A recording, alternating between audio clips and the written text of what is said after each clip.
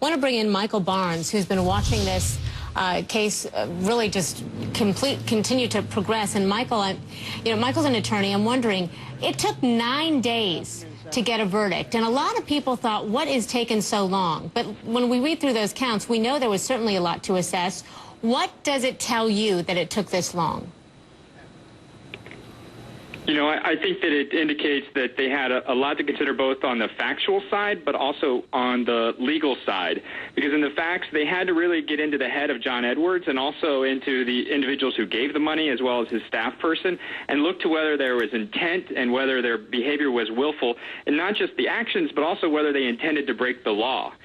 So the facts were more so than just the egregious nature of what John Edwards and his colleagues did. It was actually whether they did so intending to break the law. And, of course, we got from the prosecution's witnesses, in fact, that John Edwards said he believed he was not breaking the law. And then, of course, the law itself is ambiguous. In fact, legal experts in the federal government itself have not been able to agree on what the law is related to this area of campaign finance. And how strong is that for the for the defense in this case, the fact that these lines are not clear?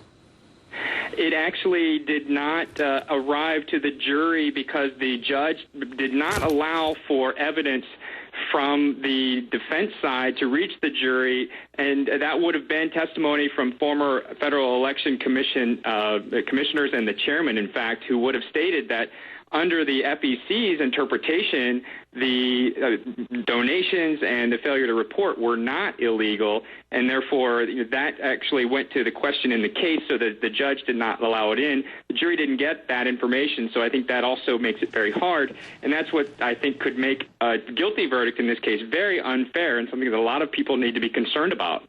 So who do you think was the strongest witness for the prosecution, first of all?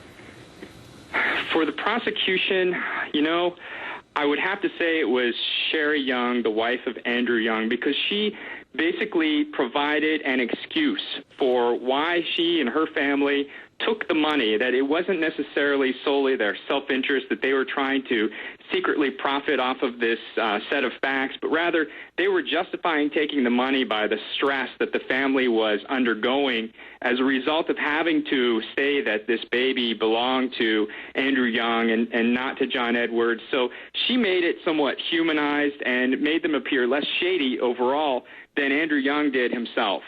What about the defense? Who do you think helped them the most?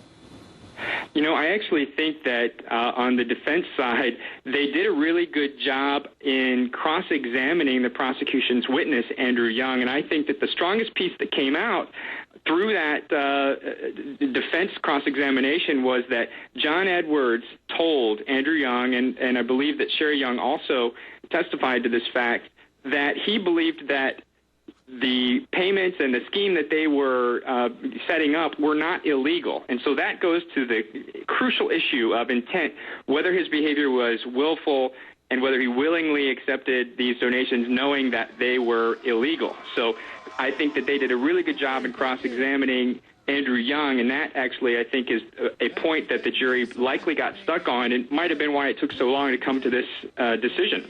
All righty. Hey, Michael Barnes, stick with us here. We're going to take a quick break. Again, a verdict is reached in the John Edwards corruption trial, and we believe that that is going to be read here shortly. We will bring it to you. Stay close. Is unstoppable.